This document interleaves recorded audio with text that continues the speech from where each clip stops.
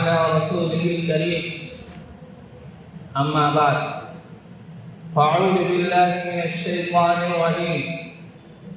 ألف لام ميم أحسب الناس أن يتركوا أن يقولوا آمنا وهم لا يفتنون۔ محترم حضرات،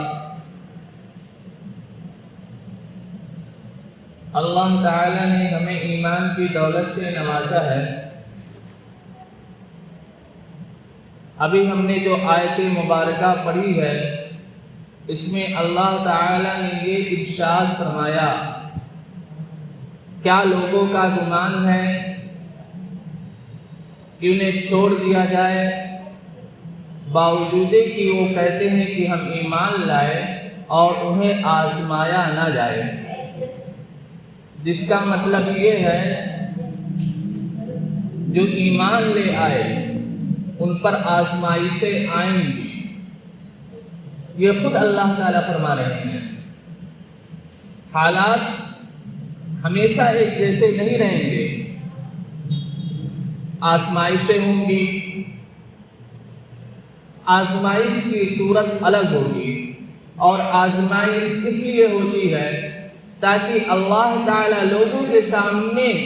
برملا اظہار ہو جائے۔ اللہ تعالیٰ تو جانتے ہی ہیں کہ کون سچا ہے، کون ہماری آزمائش میں پورا اترے گا اور کون ناکام ہوگا، لیکن وہ چاہتے ہیں کہ اس کا عملی مشاہدہ ہو جائے، دنیا بھی جان جائے کہ اللہ کی آزمائش میں کون اپنے ایمان پر جمع رہا اور کون اپنے ایمان کے تقاضوں سے ہٹ گیا۔ آپ کو یاد ہوگا کہ جب مکہ کے اندر لوگوں نے ایمان قبول کیا، اس مکہ کے اندر جو کفر و شرک کا گہوارہ تھا، اسے حضرت ابراہیم علیہ نبینا علیہ السلام نے خدائے واحد کی عبادت کے لیے دنیا کا پہلا اللہ کا گھر جو پہلے سے تعمیر شدہ تھا اسی پر فرشتوں کی رہنمائی کے مطابق کعبہ کی بنیاد رکھی، اور وہ حضرت ابراہیم علیہ السلام اور حضرت اسماعیل علیہ السلام نبیوں کی اولاد تھے، لیکن ان کے اندر بت پرستی آئی، ان کے اندر شرک آیا، اور جب ایمان کی ان کو دعوت دی گئی تو انہوں نے بجائے ایمان لانے کے ان کی مخالفت کی، اور جو ایمان لے آئے ان کی زندگی ان کے لیے اذیت ناک بنا دی گئی۔ ان کو مکہ کے اندر سانس لینا مشکل ہو گیا، ان کو راستے میں چلنا مشکل ہو گیا، اور یہ 10 سالہ جو مکی کا دور گزرا ہے اس میں صحابہ کرام پر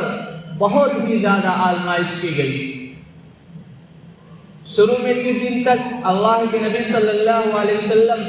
خفیہ طور پر تبلیغ کرتے رہے، لیکن جب اللہ کی آیت اتری وَأَنذِرْ عَشِيرَتَكَ الْأَقْرَبِينَ کہ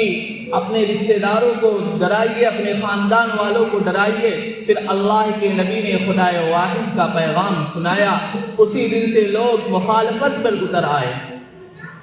ہم تصور نہیں کر سکتے ہیں کہ ان کے ساتھ کیسی اذیتناک تکلیف دی گئی۔ گرم، عرب کی گرمی ویسے ہی سخت، گرم پہاڑوں پر ان کو لٹایا گیا، ریتیلے جگہوں پر لٹایا گیا، اور ہر طرح کی تکلیفیں دی گئیں۔ جس کا یعنی تکلیف دینے والا تھک جاتا تھا، جس کو تکلیف دی جاتی تھی وہ بے ہوش ہو جاتا تھا، لیکن آپ پوری تاریخ کے اندر ایک واقعہ بھی نہیں بتا سکتے ہیں کہ جس نے ایمان یعنی لا الہ الا اللہ محمد رسول اللہ کا کلمہ پڑھا ہو پھر اس کے بعد وہ پھر گیا ہو۔ کیوں؟ کیونکہ وہ جان گئے تھے یہ آزمائش ہے، اور ہم نے اللہ کے لیے اپنے آپ کو حوالے کر دیا، اس راستے کے اندر جو تکلیفیں آئیں گی ہم اس کو برداشت کریں گے۔ اسی طرح فرعونیوں نے جب موسیٰ علیہ السلام کے ساتھ جادوگروں نے مقابلہ کیا، اور جادوگر جان گئے کہ موسیٰ علیہ السلام کے پاس جو طاقت ہے وہ جادو کی طاقت نہیں ہے، یہ طاقت اللہ کی طرف سے عطا کردہ ہے، کیونکہ ایک ہنر والا دوسرے ہنر والے کو پہچان سکتا ہے۔ وہ لوگ جادوگر تھے، فرعون نے بلایا تھا کہ موسیٰ علیہ السلام بھی جادوگر ہے، لیکن وہ پہچان لی کہ یہ جادو نہیں ہے، کچھ اور ہے۔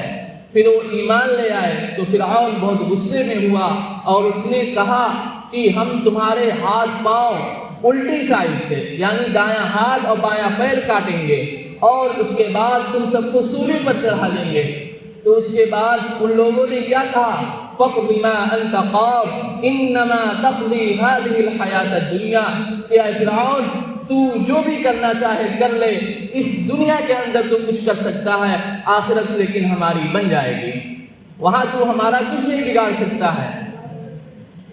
تو ان واقعات سے ہمیں یہ سبق لینا چاہیے، حالات ہم پر آئیں، آزمائشیں ہم پر آئیں،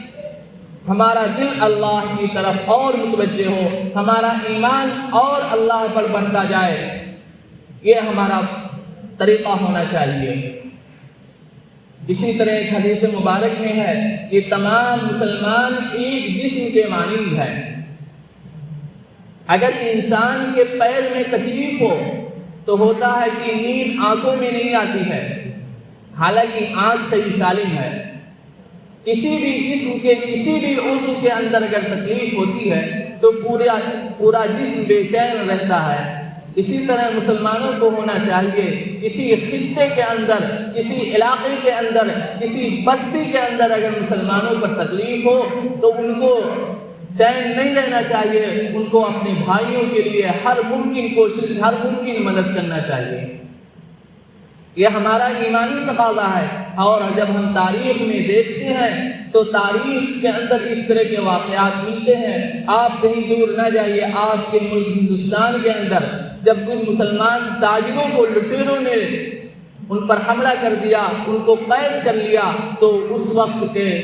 گورنر حجاج بن یوسف جو ظالم بادشاہ تھا، لیکن اس کی غیرت مردہ نہیں ہوئی تھی، اس کی غیرت زندہ تھی۔ اس نے یہاں کے بادشاہ راجہ طاہر کو خط لکھا تھا کہ ہمارے ملک کے جو باشندے ہیں، جو مسلمان ہیں، ان کو تم چھوڑ دو۔ حجاج بن یوسف جو ظالم حکمراں کے طور پر گزرا ہے، جس نے کئی ہزار صحابہ کرام کو شہید کیا ہے، لیکن اس کے اندر یہ غیرت تھی، اس کا دل بیدار تھا، اس کا دل آج کے حکمرانوں کی طرح مردہ نہیں تھا کہ وہ خود عیش میں رہیں اور ان کے بھائی تکلیف سے مرتے رہیں اور ان کو کوئی افسوس نہ ہو۔ آج تو تمام سہولتیں موجود ہیں، اس وقت کے اندر عرب سے ہندوستان میں فوج کشی کرنا ایک مشکل چیز تھی۔ راستے میں دریا بھی تھے، راستے میں جنگلات بھی تھے، لیکن حجاج بن یوسف نے جب یہاں کے راجہ طاہر نے پیغام دیا کہ ہمارا اس سے کوئی تعلق نہیں ہے اور سرد مہری کا مظاہرہ کیا، تو حجاج بن یوسف نے محمد بن قاسم کو 6000 فوج دے کر ہندوستان بھیجا۔ کیوں؟ حجاج بن یوسف جانتا تھا کہ مسلمان کی عزت، مسلمان کی کا جو مقام ہے یہ بہت بڑھ کر ہے، غیر اس پر حملہ کریں تو ہم برداشت نہیں کر سکتے ہیں۔ اسی طرح کا ایک واقعہ معتصم کے دور میں ہوا۔ معتصم عباسی خلیفہ تھا، اس کے زمانے میں بھی پیش آیا۔ ایک عیسائی آدمی نے ایک مسلم عورت کو تھپڑ مارا، اس نے کہا واہ معتصمہ، اے معتصم ہماری مدد کر، تو اس نے بھی اس کا جواب دیا۔ تو ہمارے جو مسلم حکمراں تھے وہ اس حقیقت کو جانتے تھے کہ مسلمان دنیا میں کہیں بھی رہیں وہ ایک جسم کے مانند ہے، اگر ان کو کوئی تکلیف ہوتی ہے تو ہم بھی بے چین ہو جاتے ہیں۔ اسلامی حکومت ہمیشہ بڑی سلطنت، بڑی خلافت کے تحت 1920 تک رہی ہے۔ کبھی امویہ حکومت، اس کے بعد عباسیہ حکومت، اس کے بعد خلافت عثمانیہ، لیکن 1920 کے بعد خلافت عثمانیہ کو زبردستی اس جنگ عظیم کے اندر داخل کرایا گیا اور عرب اور عجم کا بہانہ بنا کر مسلم حکومتوں کے ٹکڑے کیے گئے۔ آج جو آپ کو تونس، لیبیا، شام، ایران، عراق اور یہ جو سعودی عرب ہے، مصر ہے، یہ سب خلافت عثمانیہ کے تحت ایک حکومت تھی، ایک بادشاہ تھا، لیکن اس کو بانٹا گیا صرف یہ نعرہ دے کر کہ یہ عجمی تم پر کیسے حکومت کریں۔ عربوں کو اکسایا گیا اور ان کی یہ کوشش کامیاب ہو گئی۔ مسلمان جو متحد تھے منتشر ہو گئے۔ فلسطین بھی خلافت عثمانیہ کے ماتحت تھا، شام بھی خلافت عثمانیہ کے ماتحت تھا، فلسطین کا اکثر حصہ شام میں آتا ہے، اور شام کے بارے میں قرآن میں اللہ نے فرمایا کہ جس میں ہم نے برکتیں رکھی ہیں، شام وہ علاقہ ہے جو نبیوں کا مرکز رہا ہے، بہت سارے انبیاء کرام شام میں آئے، اور مسلمانوں کا قبلہ اول شام یعنی فلسطین کے اندر مسجد اقصی ہے، جس کی بنیاد، جس کی تعمیر حضرت سلیمان علیہ السلام نے کروائی۔ وہ مسجد جو مسلمانوں کی قبلہ اول تھی، وہ جگہ جو مسلمانوں کے لیے بابرکت تھی، وہ جگہ جو اللہ کے نبی صلی اللہ علیہ وسلم معراج میں سب سے پہلے جہاں پر آپ نے پہلا مسجد حرم سے لے کر مسجد اقصی تک جو پہلا سفر ہوا ہے زمین میں، وہاں اس جگہ کو زبردستی یہودیوں کے حوالے کیا گیا۔ یہ سب 1947 1967 کے اندر ہوا، اور ایک ایسی قوم کو جو وہاں کے باشندے نہیں تھے ان کو زبردستی بسایا گیا۔ بسانے کے ساتھ ساتھ عالمی طاقتیں ان کی پشت پناہی کرتی رہیں، اور مسلمانوں کی زمین، مسلمانوں کے محلات ان پر تنگ کیے جانے لگے، ان کے گھروں پر بلڈوزر چلایا گیا، کسی پر بس نہیں کیا گیا، ان کی بستیوں کو خالی کرا کے ان پر یہودی بستیاں قائم کی گئیں، یہودی بستیاں تعمیر کی گئیں، اور ان کو ایک پورے ملک سے دھیرے دھیرے ہجرت کر کے وہاں سے دھیرے دھیرے بھگا کر ایک چھوٹے سے خطے کے اندر، جس کو اور آپ غزہ پٹی کے نام سے جانتے ہیں، اس میں بسا دیا گیا۔ فلسطین کا سارا حصہ یہ خلافت عثمانیہ کے ماتحت تھا، مسلمانوں کی زمین تھی، لیکن پورے علاقے پر قبضہ کر لیا گیا، اور ایک اسرائیل جیسی ظالم حکومت کو قائم کیا گیا۔ اس کو طاقت کے ذریعے اتنا طاقتور بنایا گیا، جو ہجرت کر کے آئے تھے، جو پناہ گزین بن کر آئے تھے، جن کے پاس نہ ایک روپیہ تھا، نہ 1 کلو آٹا یا کچھ تھا، ان کو اتنی طاقت دی گئی کہ وہ اپنے گھر بنانے کے ساتھ ساتھ فوجی اور ایٹمی طاقتوں کے مالک بنتے گئے۔ یہ سب کون کیا؟ یورپی عوام کرتے رہے، اور ان کا نعرہ دل فریب ہے۔ نعرہ تو وہ دیتے ہیں کہ سب ایک ساتھ رہیں، سب کے حقوق رہیں، لیکن اس پر عمل نہیں ہوتا ہے۔ اگر مسلمانوں پر ظلم ہوتا ہے تو ان کے نعرے انہی کے پاس رہتے ہیں، لیکن اگر یورپیوں پر ظلم ہو تو پھر ان کو اپنا نعرہ نظر آتا ہے۔ آج غزہ کے اندر مسلمانوں پر جو ظلم ہو رہا ہے، آج کے حکمراں سعودی عرب ہو یا مصر ہو یا پھر جو بھی حکمراں ہو آس پاس جو ہیں، ان کی غیرت مر چکی ہے، ان کے ضمیر مر چکے ہیں، ان کے جسم تو زندہ ہے لیکن دل سے مر چکے ہیں، کہ ان کے بھائیوں کو وہاں پر کھانے کے لیے کچھ نہیں ہے اور یہ عیش کی زندگی گزار رہے ہیں۔ ان کا احساس ختم ہو گیا ہے۔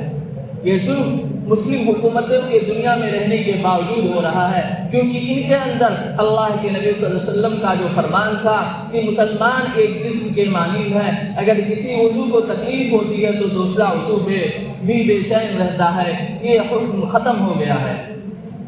یہ سمجھیے ذلت کی موت مر رہے ہیں، قوت فکر اور یہ سب ختم ہو چکی ہے۔ اب ایسے موقع پر ہمارا اور آپ کا فرض ہے کہ ہم مسلمانوں کے لیے دعا کریں۔ ہم سے اور کوئی چیز تو ہو نہیں پا رہی تو کم سے کم دعا کریں، اور اسرائیل جیسے ظالم کی جو مصنوعات ہیں ان کا مکمل بائیکاٹ کریں، اور اپنی تاریخ کو جانیں تاکہ ہم جانیں کہ ہمارے ساتھ کہاں کہاں ظلم ہوا، اور اللہ تعالیٰ ایسے حالات بنائے کہ مسلمان امن و عافیت کے ساتھ پوری دنیا کے اندر زندگی گزاریں۔ وآخر دعوانا الحمد للہ رب العالمین۔